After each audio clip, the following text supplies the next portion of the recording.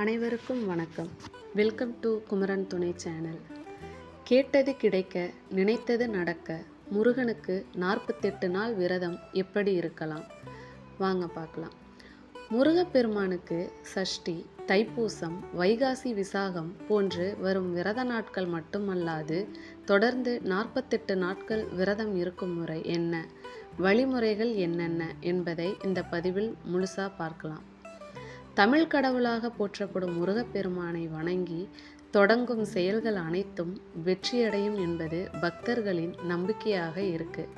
அதற்காகவே சஷ்டி, தைப்பூசம், வைகாசி விசாகம் என முருகப்பெருமானுக்கு விரத நாட்கள் இருக்கின்றன. இந்த நாட்களில் விரதம் இருக்க முடியாதவர்கள் சக்தி வாய்ந்த 48 நாள் விரதத்தை கடைபிடித்தால் நினைத்தது நடக்கும் என சொல்லப்படுகிறது. இந்த நிலையில் முருகனுக்கு 48 நாள் விரதம் இருக்கும் வழிமுறைகள் என்ன, கடைபிடிக்க வேண்டியவை என்னென்ன என்பதை இந்த பதிவில் முழுமையாக பார்க்கலாம். விரதம் எப்படி துவங்கலாம் அப்படின்னா, முருகனுக்கு உகந்த தினங்களான செவ்வாய், வியாழன் மற்றும் ஞாயிற்றுக்கிழமைகளில் விரதத்தை துவங்கலாம். இல்லையென்றால் மாதத்திற்கு 2 முறை வரும் சஷ்டி திதியான வளர்பிறை சஷ்டி அல்லது தேய்பிறை சஷ்டியில் விரதத்தை கடைபிடிக்க தொடங்கலாம்.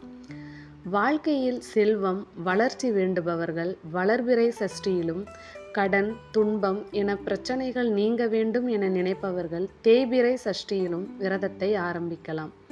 முருகனுக்கு விசேஷமான கார்த்திகை விசாகம், பூச நட்சத்திர தினங்களிலும் விரதத்தை கடைபிடிக்க தொடங்கலாம். விரதத்தின் முதல் நாள் கடைபிடிக்க வேண்டியவை என்னன்னா, விரதம் தொடங்கும் நாளில் வீட்டிற்கு அருகாமையில் உள்ள கோவிலுக்கு சென்று எதை வேண்டி விரதம் இருக்கப் போகிறீர்களோ அதனை முருகனிடம் சொல்லி வழிபட வேண்டும். அருகில் கோயில் இல்லை என்றால் வீட்டில் முருகனின் திருவுருவ படத்தை வைத்து மஞ்சள் அல்லது சிவப்பு நிற பூக்களால் அலங்கரிக்கவும். பின் பாலில் தேன் கலந்து முருகனுக்கு நெய்வேத்தியம் படைக்கலாம். அந்த நாட்களில் எந்த பதிகம் படிக்கலாம்? வாழ்க்கையில் கஷ்டம், எந்த முன்னேற்றமும் இல்லை என நினைப்பவர்கள் கந்தசஷ்டி கவசம் படிக்கலாம். நோய் நீங்குவதற்கு சண்முகா கவசம், குழந்தை, சொந்த வீடு வேண்டி விரதம் இருப்பவர்கள் திருப்புகழை பாராயணம் செய்யலாம். விரதம் எப்படி இறக்கலாம்? விரதம் வழிபடும் முறை என்ன அப்படின்னா, 48 நாட்களும் ஏதாவது ஒரு வேளை சாப்பிடாமல் விரதத்தை கடைபிடிக்கலாம். காலையில் விரதம் இருக்க நினைப்பவர்கள் முருகனுக்கு படைத்த நெய்வேத்தியத்தை சாப்பிட்டு விரதத்தை துவங்கலாம். இரவு விரதத்தை கடைபிடிக்க நினைப்பவர்கள் பால் அல்லது பழம் சாப்பிட்டு கொள்ளலாம். உடல்நிலை சரியில்லாதவர்கள் 3 வேளையும் சைவ உணவை சாப்பிடலாம்.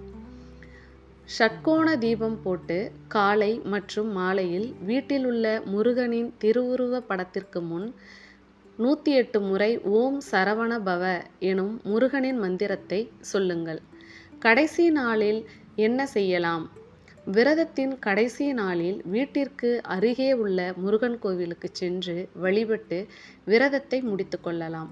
கோயிலுக்கு செல்ல முடியாதவர்கள் வீட்டில் உள்ள முருகன் திருவுருவ படத்திற்கு அலங்காரம் செய்து உங்களால் முடிந்த நெய்வேத்தியம் படைத்து விரதத்தை முடிக்கலாம். மாதவிடாய் நேரங்களில் என்ன செய்வது? விரதம் இருக்கும் நாட்களில் மாதவிடாய் ஏற்பட்டால் விரதத்தை நிறுத்திவிட்டு மாதவிடாய் முடிந்த பின்னர் துவங்க வேண்டும். உதாரணமாக, விரதம் ஆரம்பித்த 28வது நாளில் மாதவிடாய் ஏற்பட்டால் மாதவிடாய் முடிந்த மறுநாளை 29வது விரத நாளாக கணக்கிட வேண்டும். முருகனுக்கு 48 நாள் விரதம் இருப்பவர்கள் தங்கள் உடலுக்கு ஏற்ற முறையை தேர்வு செய்து விரதம் இருக்க வேண்டும். கர்ப்பிணிகள், பாலூட்டும் தாய்மார்கள் விரதத்தை முழுமையாக தவிர்க்க வேண்டும். இந்த வீடியோ உங்களுக்கு பிடிச்சிருந்ததுன்னா மறக்காமல் சப்ஸ்கிரைப் பண்ணுங்கள், லைக் பண்ணுங்கள், கமெண்ட் பண்ணுங்கள். நன்றி.